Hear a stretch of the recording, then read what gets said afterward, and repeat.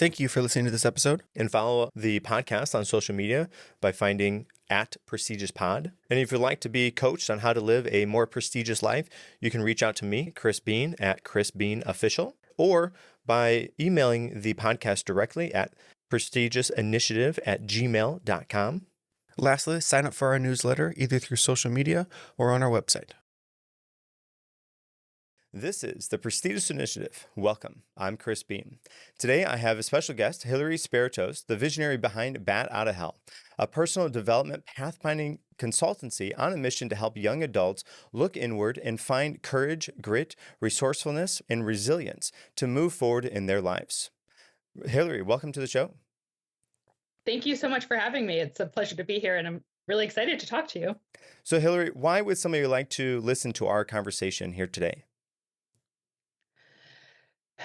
I think that we are living in a very challenging time, especially for young adults, in which we are tasked to create our lives and build our lives and find our path in a time where things are constantly shifting and changing under our feet. And I think we are not often asked to ask ourselves and cultivate our own voice and listen to and try things and see what happens. And I think that is the way to live a full and authentic life and create true and lasting change within yourself. And that is crucial for being fulfilled and happy and gratification, like having gratification and happiness within your life. Yeah. Okay. So it's interesting you say create a life, because oftentimes we find ourselves living a life, but we're not going through the steps to think about how to create a life that we actually would want to live. And I suppose that's where your agency comes in to kind of help, and we can tag team each other and create a life that we want to live kind of together. Well, absolutely. And actually, agency is a great word here, because if you're just living your life and you're kind of going through the motions, then you're not actually living with agency, right? And you're kind of abdicating your throne, and you're kind of allowing they're doing that, other people are doing this, they told me not to do this, all of this. You're like giving yourself up to the external pressures and expectations, and thus not living your actual life. That's kind of what pathfinding is all about. Or you're kind of giving into a victim mentality of, I'm not capable of that, I'm not smart enough to do that. So there are many ways that this can manifest. But if you're just living your life, I mean, we all want to live our lives, but if you're just living your life and not necessarily living your truth and walking your own path, then whether now or in the future, you are going to have some discontent or feel discomfort, whether internally or the world's going to knock it into you, and you're going to have to deal with it and try to adapt. And if you haven't built some level of awareness or learn to look inward, it's going to be very challenging. Yeah, of course, with young folks now, with social media being as out there and abundant, and oftentimes we don't realize that those images or videos that we see on social media are the third, fourth, fifth, 10th time that video or that picture was taken, and it's got 8 different filters on it, and it's hit from just the right angles to not show all of the mess. We missed all of that, and we see those bright and shiny people on social media. We think, oh, that's what their life is like. That's what I want to have, but that's not at all. That's not at all what they have. That's a small snapshot that they let us in to see. So striving for that is really difficult, but oftentimes we don't go through that lens. We don't look at it through that way. We just say, wow, their life is so good. Why can't I have that? And then that's a question that you can't answer, because they don't even have that. That's just the best version of that little clip that they decided to allow you to see into. Right. So, I mean, I have so many thoughts on social media, and a lot, and they're mixed, because of course there's a benefit to social media, and it's fun to share your life and talk to other people, and there's positives to it. But of course, and I also am victim to that as well. I'm scrolling through, and all these people are seemingly, keyword seemingly, right, is living their lives, their dream lives. By the time they're 20, And you're like, oh, that's very disheartening that my life isn't reflecting that. So we all know that trap. I mean, I post videos for my business on TikTok and Instagram. I mean, some of them are multiple takes because I fumble, and we're human, and we're trying to figure it out and what exactly we want to say. And so, I mean, exactly what you're saying. But I think what we want to recognize is that, like, or what we want to start to value in our society in general. And one of the messages that I want to get across is it's not actually the destination that we want to get to, but it's not actually, it is the journey going to the destination, but the journey is not just this what we want to focus on either. It's who we become on the journey. So in trying all these things and fixing it and working through it, and in messing up and failing and getting to the next step. I mean, Taylor Swift has talked about all these times where she has like not gotten a nomination for something and then worked very hard to get something else, or people dragged her through the internet and then she like scrapped her way and figured it out to get something, like become Time Person of the Year. I mean, it is about becoming that person who has grit, resilience, self-reliance, self-trust to tolerate discomfort. It is becoming that person on that journey. That is what we want to kind of raise up in our podium of the world. Yes. All right. So Hillary, bring me into your company. Start with, give me some inspiration about founding Bad Out of Hell and the significance of its name, of course, as well. Absolutely. So I've always felt really connected to and interested and passionate about this work. I mean, I've always loved inspirational sports movies, and I still do to this day. They're maybe my favorite genre. But I remember saying to my mom when I was younger that I really resonated and connected with the coaches in those movies. And so I hesitate to call it a calling because it sounds kind of woo-woo, but it really feels like there was something inside me that knew that I wanted to be this kind of person for other people. And so the work really started when I was an RA at Duke University in undergrad. And I just loved speaking with these young adults and helping them figure out who they are, what they wanted from their college career and beyond, what they were passionate about, and figuring out how to take responsibility and control of their lives and finding out what they were capable of. And then when I was an academic advisor at NYU and Northeastern in Boston, I realized and I saw and I understood that young adults were really looking for and needing someone to talk to that wasn't parents, friends, or a therapist. Because parents, as well-meaning as they are can't relate, and they can't help you navigate the world of today. And friends, as well-meaning as they hopefully are, right? They're not objective, and they are going through it the same as you are. And then you might not need a therapist. You might not need to be pathologized or have a mental health condition that needs to be diagnosed. So instead, you might need a near peer who has gone through what you're going through and who can help you find and navigate your path. As well as just, I find this work so deeply gratifying that I decided to open my business actually in 2020, which was actually really, really lovely because it was needed. And then in regard to the name, it's a interesting name, and it definitely is kind of eye-catching. But truthfully, I've always felt a real kinship with bats. Bats are highly adaptive, social, perceptive creatures that spend a lot of their time upside down, right? So they're seeing the world from a different perspective. And they also actually symbolize transformation and rebirth and the shedding of the old to come into the new and coming out of the darkness to into the light. It's all Batman, right? So I really resonated with all of that. And I'm not a one size fits all person or coach. So I really wanted a name that reflected that and had a real kind of edgy energy to it. Well, okay. So as far as the name goes, I really like the name because Thank you. It implies one, it implies movement, which I think is Hmm. important. It implies an upward movement because you're moving out of hell.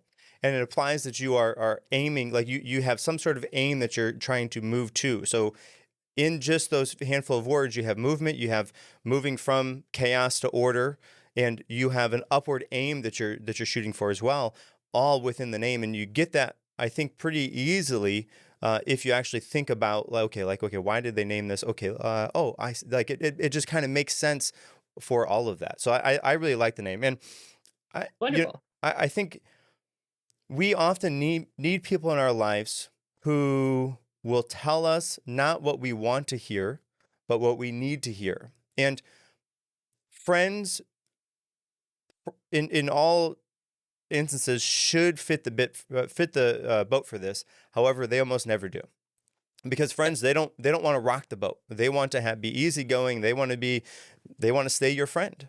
Unfortunately, if friends always stay our friends and they don't have those tough conversations because they're fearful of where that might whatever, then they're not always as helpful as they think they are. They might be well-meaning, but they're not actually providing the help and insight that you could have because they're hiding the truth from you. Yes, exactly. And I hear this a lot with clients as well, is that, a good friend is someone who absolutely wants the best for you and isn't a yes person and also wants you to grow. And that is the key, because there are a lot of people in your life that are comfortable with the version of you that they know. So they, whether consciously or not, don't necessarily want you to grow, because then you become a different person and they become and they're don't know what that looks like. But then also, whether they're conscious of this or not, if you grow, you, for lack of a better word, maybe rise above or surpass or get ahead in some way. And that is something that people can be fearful of as well, because then you're not someone that I can relate to. Then you're not someone who's in it with me. Then there's not like strength in numbers. It's actually I'm alone, or I'm even less than, or everybody's leaving me behind. So it's very complicated, and it can be something that a lot of young people deal with, because no one wants to be alone. We are genetically like fearful of being alone. And so we will shape shift and amend our behaviors to not experience that. And that can be detrimental as well. Yeah, and I think if if we can find one or two people in our lives that can tell us what we are supposed to hear, not what we want to hear. Oftentimes, we have a feeling of pushing them back because we don't want to hear. I mean, we want to hear those things, but we don't actually want to hear those things. And so they get pushed back to the side. But we need to find those people and pull them in closer and keep them in close to your inner circle, because those are the people that you need to be there to actually advise you to help you on to be on the right path. But yeah, it's Absolutely. really difficult to find those people nowadays.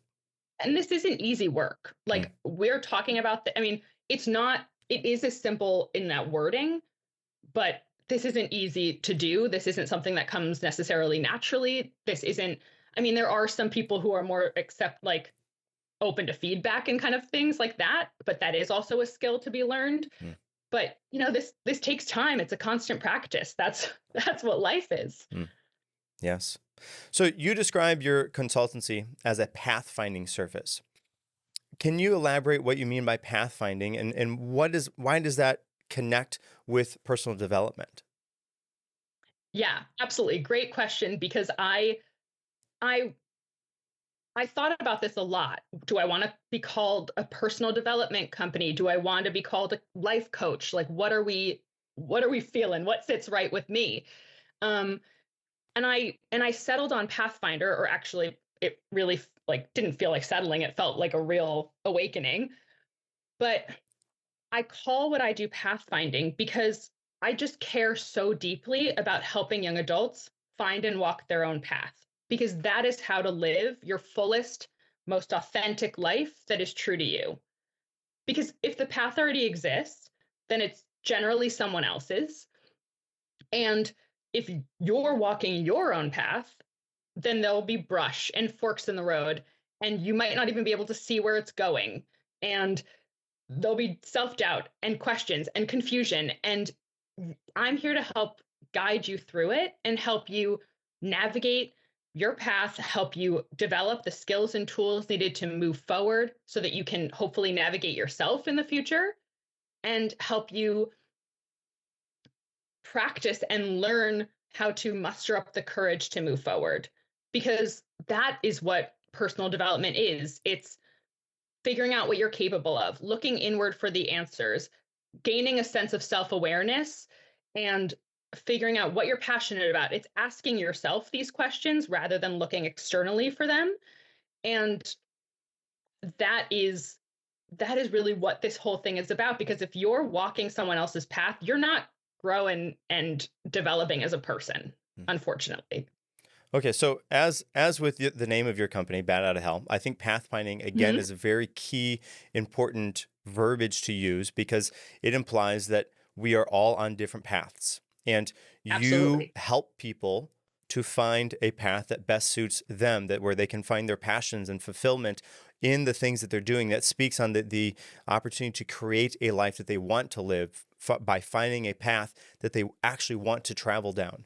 And I think that with pathfinding as well, like a primal sense inside of us knows that we have to find a path back from the ancient times when we had to actually travel and walk on paths, which is much less relevant nowadays. But I think something inside of us, we know that finding a path and walking down the path, a path that we actually want to walk down, and it's not necessarily where that path is leading us, although that's important. We want to find a path where we can learn and grow and become the type of person that we want to be when we make it to that destination. But that only happens if we can travel down the right path. Absolutely. And I think there's a couple points here. So exactly what you were alluding to before, there's this idea, and that still exists in certain cultures today, of a vision quest, right? Or a young person going out and finding about themselves. And it's not as universal, or not as relevant, for lack of a better word, today. And I do believe that's kind of unfortunate. I do believe that is a really meaningful thing for somebody to do. And I don't necessarily think that every young person needs to literally go out in the forest and like learn to live off the land, though I think that is quite cool. But it is, even in an internal kind of way, such an important thing that we don't let ourselves do with all of the distractions and noise that exist in the world today. And the other thing that I want to discuss about paths is there are so many misconceptions about paths. This idea that when you're on the path, things are easy, or this idea that, like, I have a lot of clients who think, oh, I'm going to get this job and then I'm done, or I'm going to start this relationship and I'm on my path.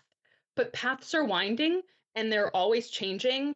And so you need to also be able to recognize that you might pivot, or things, your values and your what might be more helpful and relevant for you at one time or another might change. So it's not like I'm going to start on this path and it'll be my path from now until I die and I don't need to work on it anymore. It's a constant thing.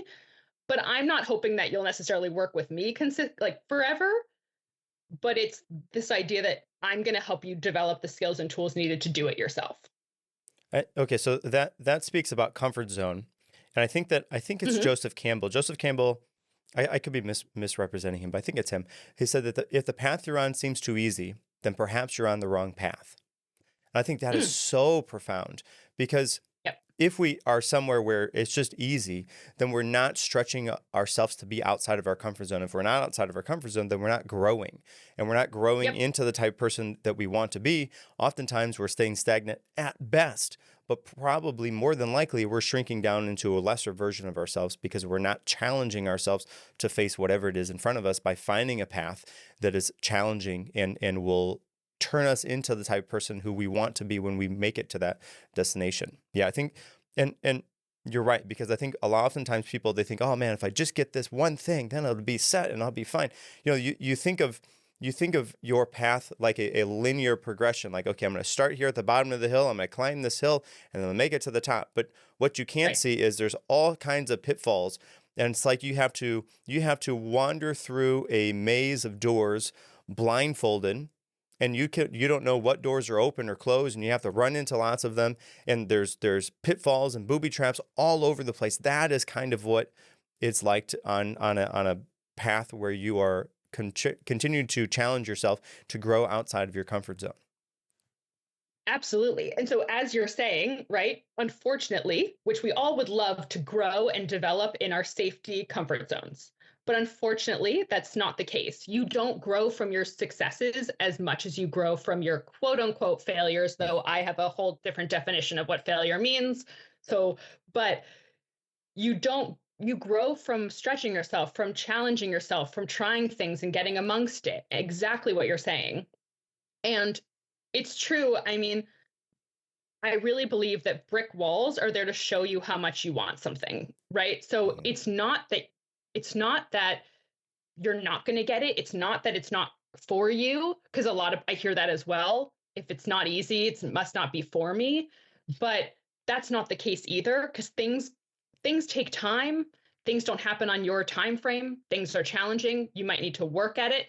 You might not be ready yet. The universe doesn't say no, it says not yet. It's all of these things that you have to wrestle with, because you know I I ask myself and ask my clients all the time, do you want to stay in this comfort zone or do you want to grow? But it is really hard to grow, and it can be very enticing to stay in your comfort zone. And it is a conscious, consistent decision that you have to keep checking with yourself and asking. And how do you know if you're on the right path? It's a lot of work, but it's very important work. Okay, so before we move on, I got to ask. You talked about failure, and you have a different definition of failure. Yeah. Please share. Please share. Yeah. I mean,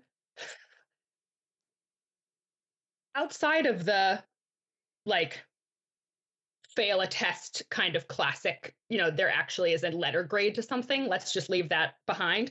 But the only way I think you can fail is if you don't try or if you are living someone else's life. I actually don't think that you can fail at something, because whatever happens, you're learning about yourself. You are discovering what kind of person you are and learning and becoming a stronger, wiser person, and realizing that you can either survive, do those things and survive, or do those things and thrive and enjoy. And how is that a failure? Yeah. Yeah, I think Zig Ziglar talks about if you can fail forward, right? Sure. You can fall.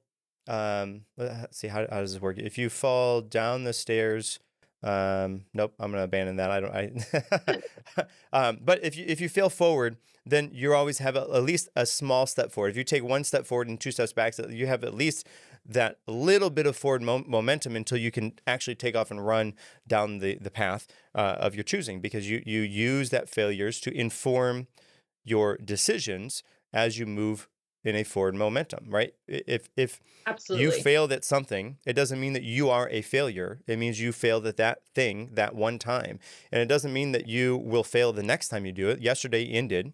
Today is a new day. Tomorrow is another new day. You have lots of new opportunities to do this again. Don't take that one time, that one instance of, oh man, I didn't make it, or they said I wasn't good enough. Nope, that's okay. Go back, do it again. You think of writers like Stephen King. He had a huge numbers of rejection numbers, and I think he would pin them on the wall, so much so that the pin that he used to hang on the wall fell down, and he had to get something else to hang them up because there's so many Yeah, rejection letters, and he used that as fuel for his fire to continue his work that he was doing. And I mean, I think pretty well absolutely. everybody has heard of Stephen King by this point.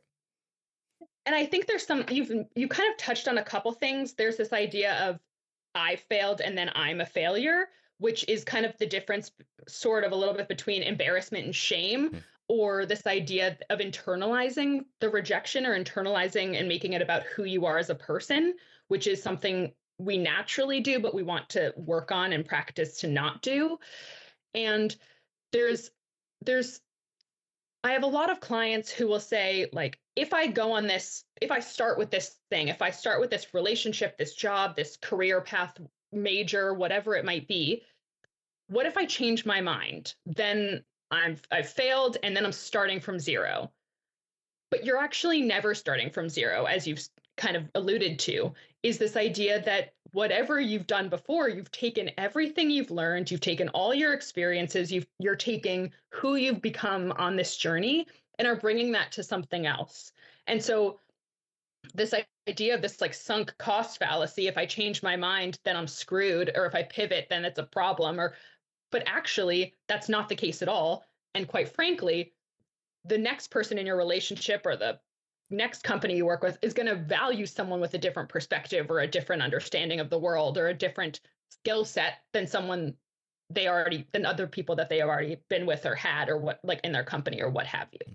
So it's really important to reframe this so it's not a block. I think, okay, so reframing, I think, is the key thing there, because if we dwell on it too much and we see that as who we are, then unfortunately we'll have more of that, because we find what we're looking for. If you're looking for failures, looking for opportunities for you to not succeed at something, you will find an unbound number of that. However, if you look for the opposite, if you look for successes that you have either had or that you will have, you will find more successes, because that's what you're looking for. So you have to be able to reframe those failures in your mind, to pivot from those, to look for successes despite those things, and look for what that outcome that you didn't want was. I didn't even use the word there. Look for that outcome that you didn't want was, and find what can you learn from that. What can you learn from that instance that you're in, and then how can you take that and succeed the next time that you try something? Absolutely. And it's also, yes, absolutely, that if you're looking for something, you'll find it. That's absolutely true. But it's also your narrative. So if you believe something about yourself, then you'll find it, you'll find evidence of it, but it will come back to you because, you know, I hesitate to say vibes, but we all give off a vibe and an energy. And so if you walk through the world that you are not capable, that you are not deserving, that like, and make yourself smaller, you'll find evidence of that, and you'll interact with other people in such a way that it will just be fed back to you, because that's what the ego does. It does everything it can do to justify and reinforce the narrative that you have of yourself. Yes. So, Hillary, what are some common challenges that you help young adults face? Absolutely. So there are so many, and it differs from person to person. But I think something that I hear often is this idea of being lost, of feeling behind, and feeling like everybody else knows exactly what they're doing and who they are and what they want, and you don't. And as we talked about earlier, I mean, there's so much noise in this world. There's friends, family, social media, society telling us who we should be and what we should look like and how we should live our lives and what we should want and what success and failure looks like. And it can be very, very difficult to cut through the noise and figure out who you are and how you feel about all of those things. Let alone, you're scrolling through social media and you're seeing all these people who are seemingly living these perfect millionaire lives of they're traveling all over the place. And you're like, why isn't my life looking like that? I also hear a lot of people discuss feeling uncomfortable with discomfort, feeling like there's a right or wrong answer to decisions, and feeling like there's somebody out there who knows more or knows better about what you should be doing, that there's some external person that you're looking for validation from, or there's someone who has an answer that you don't have.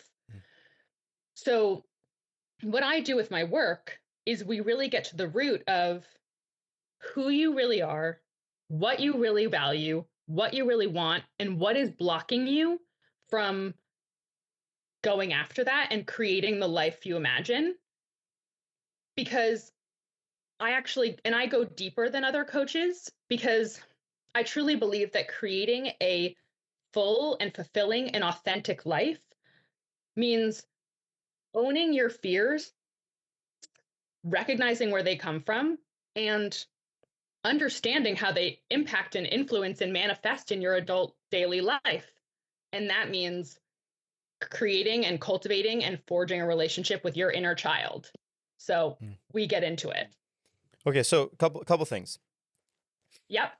I think that one of the key things you said there was finding what is blocking you. And oftentimes the thing that is blocking people is this inside their brain here. They have these stories that they're told oftentimes as children that says that, this is how we interact with money, or this is what we are capable of doing, or no, you are not smart, or whatever those things are that we're told as kids, that I think up until about the age 7 or 8, depending on who you are, you hear these things. Your brain doesn't necessarily know how to interact with them. So they hear them, they count them as truths, and then you wear them like a badge of honor through the rest of your life.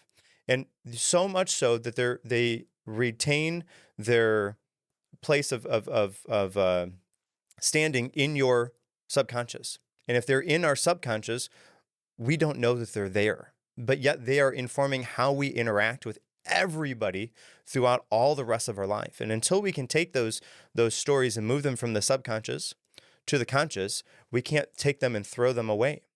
And that is really, really tough to do. And you touched on this, and I'm going to use the terminology that I've heard. It was Carl Jung's shadow work, which is essentially finding the negative parts of yourself and how to integrate them into your proper selves in order to be a normal person as you move forward. And that essentially is the work that you're doing. Yeah, absolutely. So Carl Jung is huge in my book. I am a big Jungian person. I really resonate with a lot of what he says.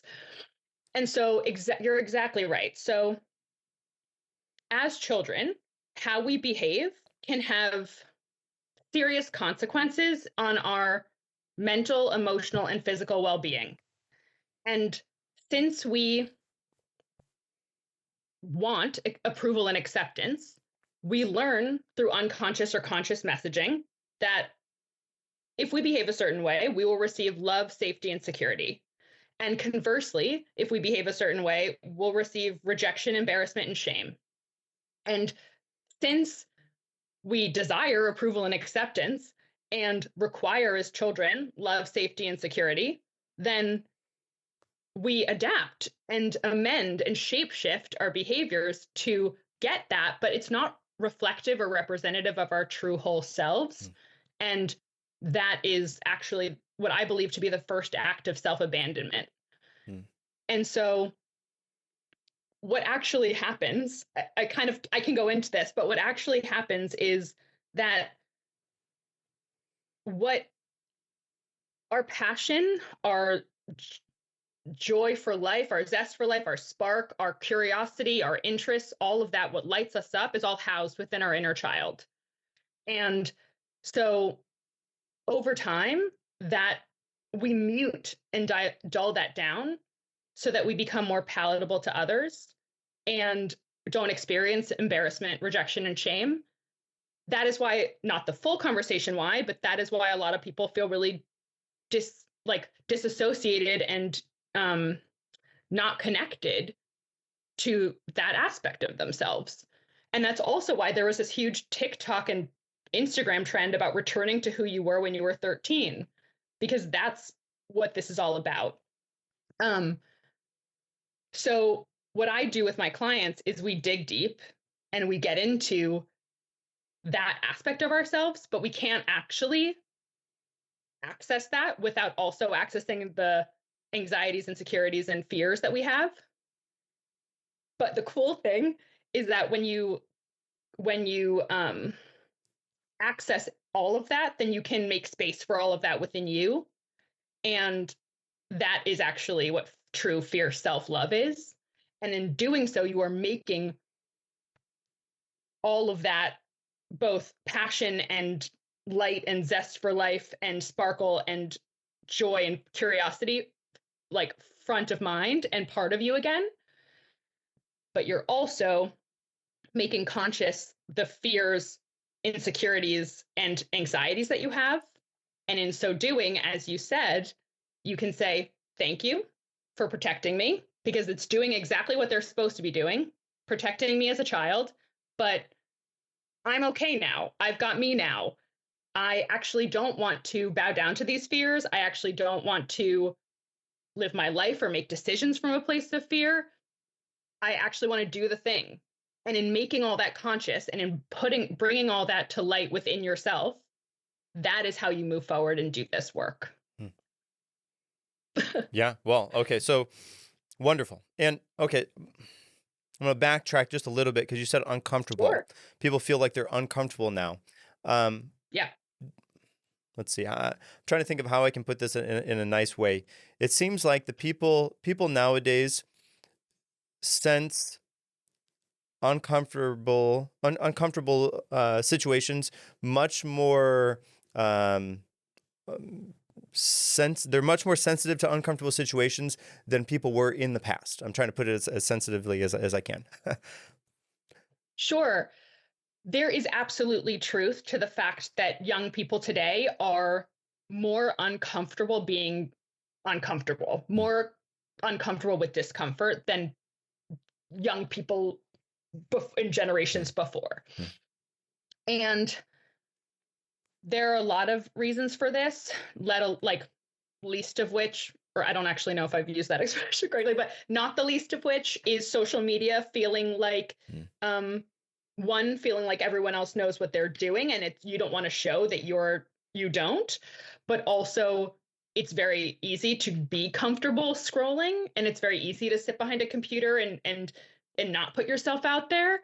And like, I have a lot of clients who have said things like, oh, I don't want to be a manager. I don't want to lead. Like, I don't want to put myself in a situation where I'll have to know answers to things, because that makes me feel a bit uncomfortable. So there is something to be said about that. I do also believe that people as a whole that's happened to. But again, unfortunately, we don't grow in our comfort zones. And to really create true and lasting change, we need to really, one of the biggest things we need to do is get comfortable being uncomfortable. Okay. Okay, so a bit about who I am. I'm a professional martial arts instructor. Been training martial arts since I was 11 years old. I got a work permit from school, so I could help teaching classes at 14. I'm 36, and that's what I do now. Essentially, I run the whole school. So I deal with a wide range of ages, and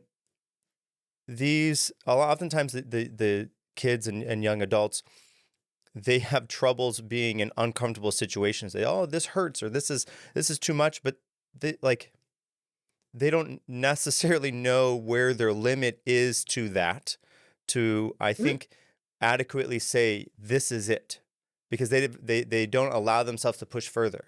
So what I try to do is give them opportunities on their own to do at home, to say, hey, do this, challenge yourself in this way, so that you can allow yourself a little bit of uncomfortable situations and sit in that before you move on. So like one thing that I gave somebody one time was to challenge to hold his breath.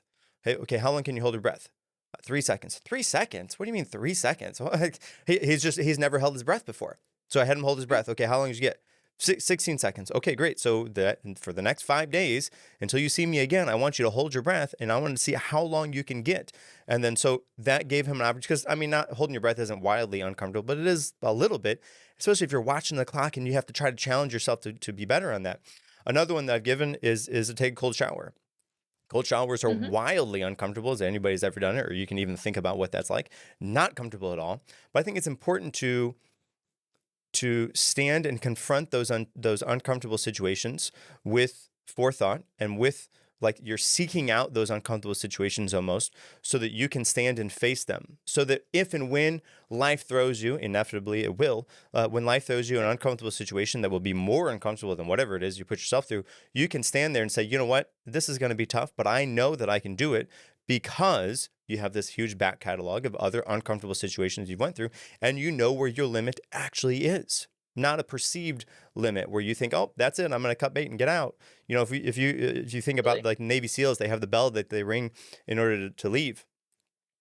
Those are people who have been through and they've reached and maybe even surpassed where their limit is, because not only do they have to like stand up, tell the people around them, hey, look, I'm done.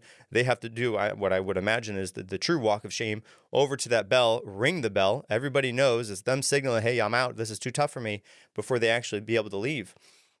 That, I think, strategically is there. So to put them in a situation where they have to stand up, they have to humble themselves in that moment and say, you know what, this is it.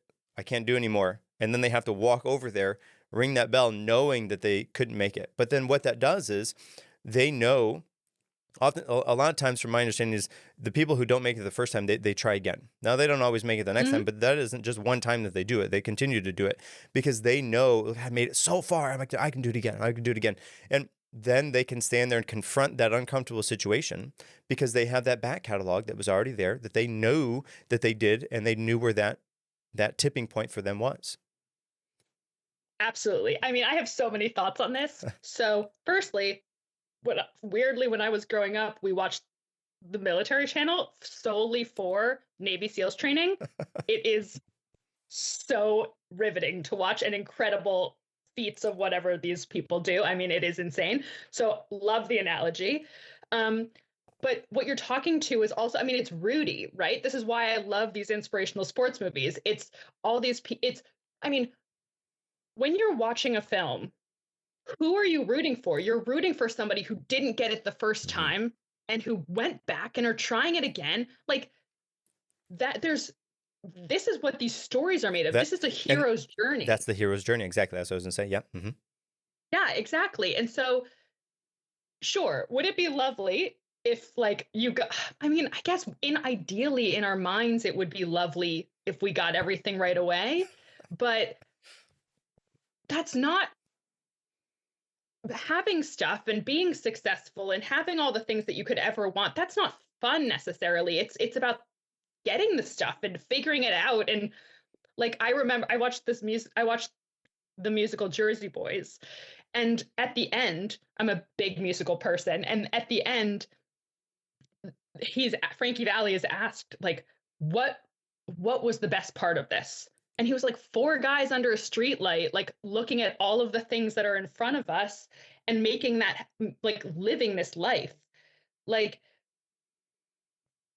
I had a client who recently told me that they are learning that they can do hard things. And that is huge. That's gonna, like, they can call upon that whenever they need to, because that's precedence, which is a huge part of this. I've done this kind of thing before. I've stand outside of my comfort zone before. I've tried something new before, and I know that I can survive it. And that is like, I mean, I like contact. I, what is the word? I like try to call upon, thank you, my precedents all the time. That's part of how I work through all of this stuff and get past my comfort zone. Yeah, unfortunately, we don't know that we can do tough things or hard things until we do hard things. Until we try. Mm-hmm. Yep. Yeah. Absolutely. So, okay. And unfortunately, that's what people are dealing with for sure. So that was my kind of take on how to challenge people to get outside their comfort zone, to do difficult things. What do you advise your clients on? I'm sure maybe it's a little bit different than what I have. It is a bit different because, well, it's similar and different. I think one of the things that I want to recognize and make sure to emphasize is that this is very individual work. So that's not to say that you can't do it in a group setting, but it is very person specific, because what people are bringing from their childhood, as we spoke about, how people like see things and what their perspective is, how they're going to take on like the tools and do the work. It is all specific to each individual. So, I mean, there are tips and tricks and lists abound about how to achieve your goals or develop qualities like resilience or self-reliance and grit. And those are helpful, but they're not going to create true and lasting change, and they're not going to be enough. So it is all about getting to the root of what's blocking you and starting from there. Because, for example, like if you Google or chat GPT or ask somebody, how do I achieve my goals? One of the first things they're going to say is write them down. And you can take it a step further and tell other people, say it out loud, which gives you ownership, and then tell other people, which gives you accountability. But there's a reason why you still haven't done the thing. And or there's a reason why you haven't written them down, told somebody else, said them out loud. Like I saw something on YouTube that was how to achieve your goals in 6 simple steps. And it sounds really nice. And it sounds like, ooh, that's the way I can do it. It is not going to like create real and lasting change. Unfortunately, there are no shortcuts, and it is self-assignment. And it is all about figuring out what is coming up for you, because as we spoke about earlier, it is the defense mechanisms that we develop in childhood that are exactly what blocks us in adulthood. And unless you know what those are, you're at the mercy of them. Well, okay, so goal setting is really interesting to me because we have this standard, quote unquote, standard smart goal setting method that everybody chooses to adopt. I am under the understanding that the smart goal setting method is flawed. And I think it's flawed because, well, it's flawed because of a couple things. One, like you said, it doesn't take the self into account. Those goals that oftentimes people are setting from that SMART goal metric is societal goals, things that other people tell them that they should want, not what they should want, because it doesn't take their own true values into account. And if you're not taking your values into account on your goals, then you're not going to achieve them, and you're not going to put the work in because you have no why. Like Nietzsche says, you can bear anyhow if you have a strong enough why. If you don't have a why, you're doing whatever it is. I want to get up at 5 a.m. so I can do. Yeah, but why? You're not going to do it. You're going to hit snooze until you actually have to get up out of bed. So that I think is important. But the other part for SMART goals that really is tough for me to get past is the attainable part, because attainable means that in my eyes, it's attainable, it's reachable, it's within my grasp. And if it's within my grasp right now, that means I don't have to stretch to reach it. I'm not expanding my comfort zone. I'm not growing as a person. If I'm not growing as a person, then I didn't actually like make any forward movement. The other part is, okay, the time bound, like I think that perfectionism is tough because I don't think anybody can be perfect. Well, actually, I think there was one perfect person, but he died a long time ago on a cross. We can strive to be like him, but we can't be him.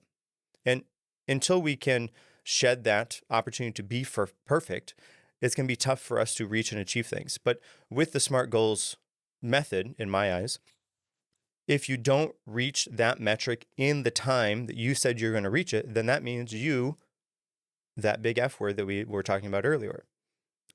And that sets people up for that. Either it's so easy for you to attain that you don't try and you just, oh, wait, I made it. Awesome. Or it's outside your reach and you're actually stretching to try to make it. And even though you were 2 pounds short or, whatever it is, I didn't make it. What can I learn from this? Well, I learned that I can't do this. And those are negative things. So it's tough to take into account that journey that you had to go through.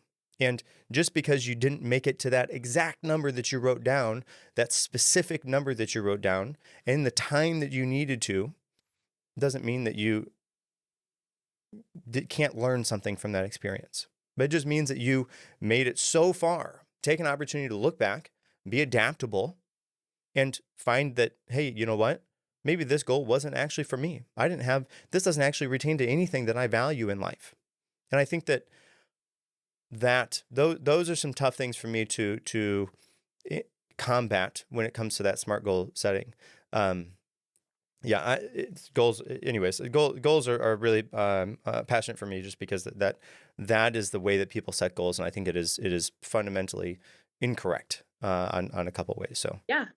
I mean, if you honestly, any time that you are going or from the external, any time that you are looking externally for what kind of goal I should achieve, uh, what I should do, how I should behave, what I should look like, what kind of answer should I have, anytime you are what the time frame of this should be, anytime that you're looking externally instead of internally, you're off to a rocky start.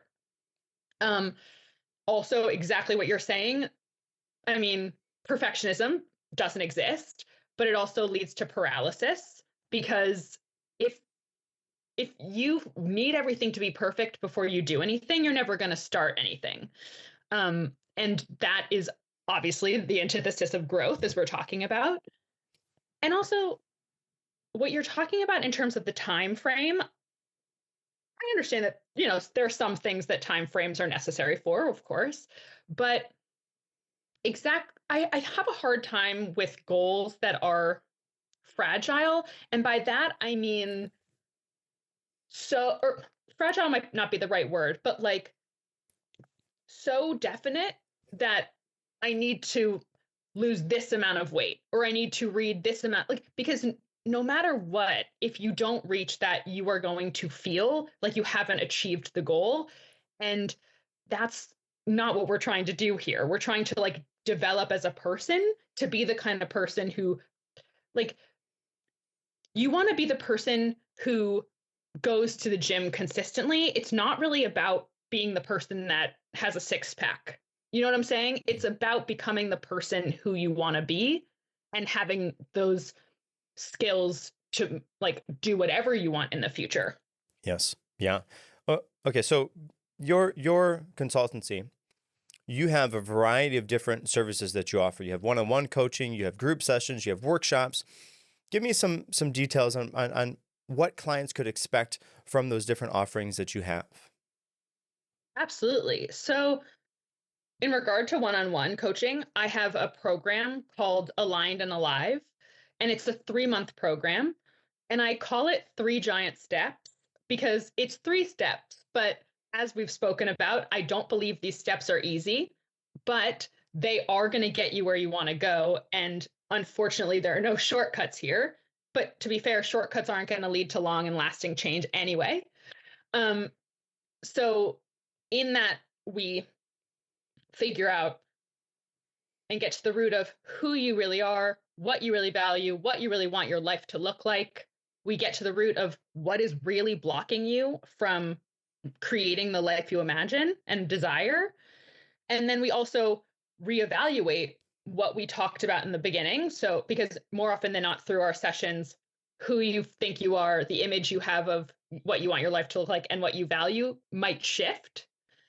And then we create an actionable strategic plan so that you can feel comfortable and confident moving into the future.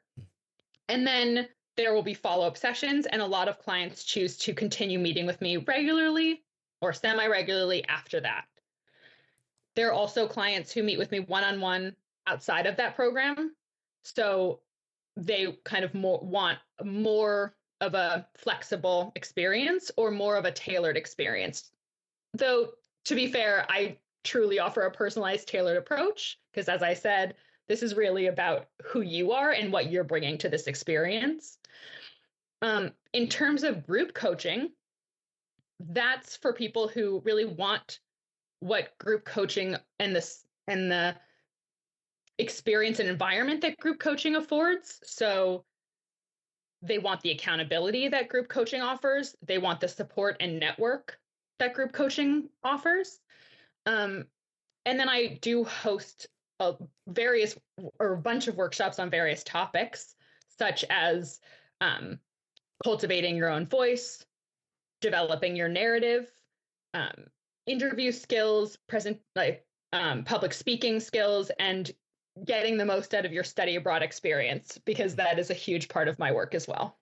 Wow. Okay. So you have quite the offering there. Um, Yeah. let's see. So I I think public speaking, that is wildly important because it doesn't matter who or Mhm. where you're going to go. Being able to speak in front of people or just to be able to relay or communicate your point in a way that everybody can understand what you're saying is so important. And of Yeah. course, the other one that I think is incredibly helpful is the interview skills, because being able to interview properly for a job is something that pretty well everybody's going to have to do at some point in their time. Mhm. But almost never are we taught how or why or what to do for that. And in fact, before we were on today, I was doing some research on you before we were getting on, and I was watching one of your videos. You talked about people were bringing their parents with them to the interview, which is Mhm. which is baffling to me to comprehend. Although I can see how today people would do that, and that would be a quote unquote normal thing for them to do. And as the as the person who is looking to hire these people, that's a common thing that they see, which is interesting to me. Yeah. Yeah. I mean, so as exactly right. And as an academic advisor, I had a lot of parents coming into those meetings with students as well. And there are let's say this. Because I never say never, and there are specific circumstances for everything. So there are specific circumstances where that might make sense. Um However, on the whole, I think it is very problematic.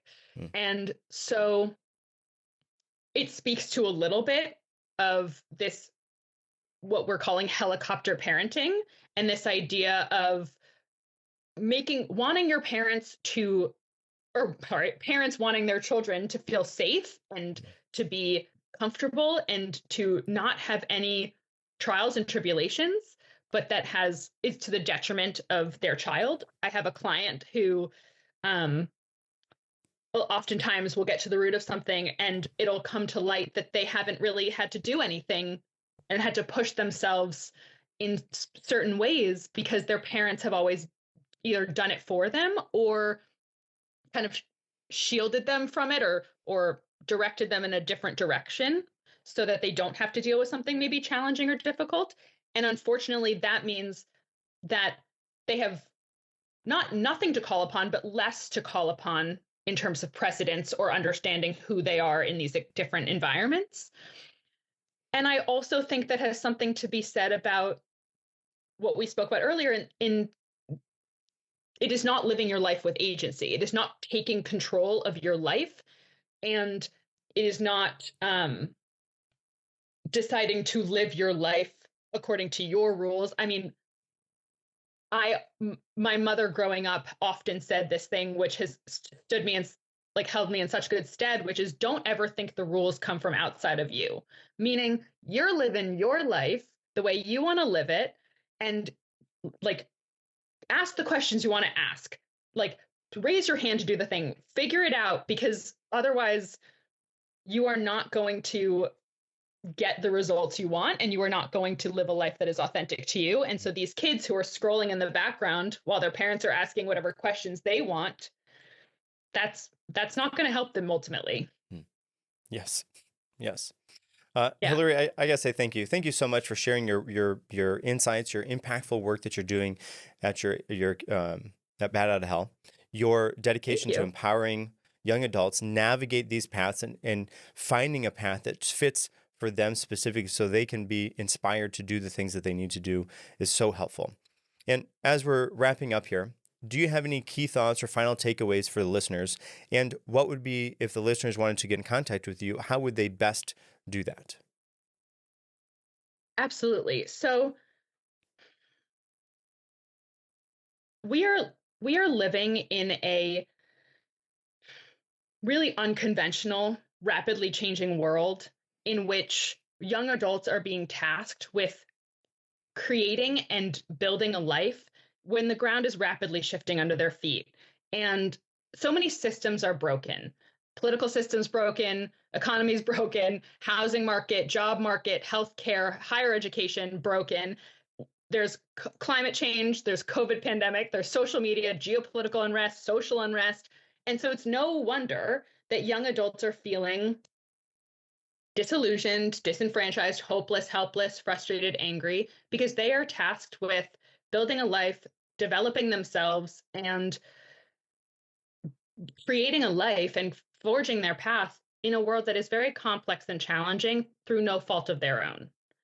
So in Bat Out of Hell, I help young adults look inward for the answers, help them gain self-awareness so about who they are, what they want, what they're passionate about, what they're capable of, help them confront their blocks so that they can reframe them as opportunities for growth, and create an actionable strategic plan so that they can be successful, not just in the traditional sense, but also in the sense of living their fullest, most authentic lives without compromise. Because I want to say that I truly believe that young adults are the stewards of our planet. And in Bat Out of Hell, helping them access their full potential, we are moving towards a brighter, more compassionate, more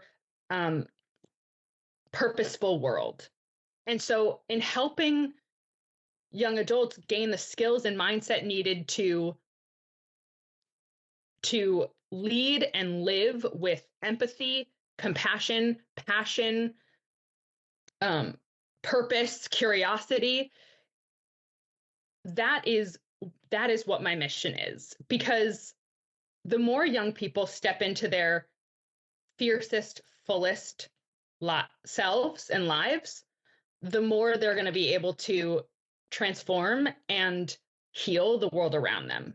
So I want this to be a mission and a vision of hope, because this is a generation that is strong and is capable of doing so much good and is not taking what is currently not working as an answer. And so I want to help this generation really, really make the most of their lives. And in regard to how to contact me, I'm accepting clients for 2025. And so you can, and for my program Aligned and Alive, or outside of my program. And so you can either contact me via my website, which is BATOUTTAHELL.net, or via TikTok or Instagram, which is BAT.OUTTA_hell. You can also contact me via Calendly. But also, if you are unsure and if you want to learn more about me and you want to learn more about the work, then you can absolutely schedule a 30-minute consultation call and we can start from there. Wonderful. And listeners, remember, the path to an invigorating, meaningful, and sustainable life begins with courage to look inward and take the first step. Until next time, stay curious, stay courageous, and keep striving for a prestigious life.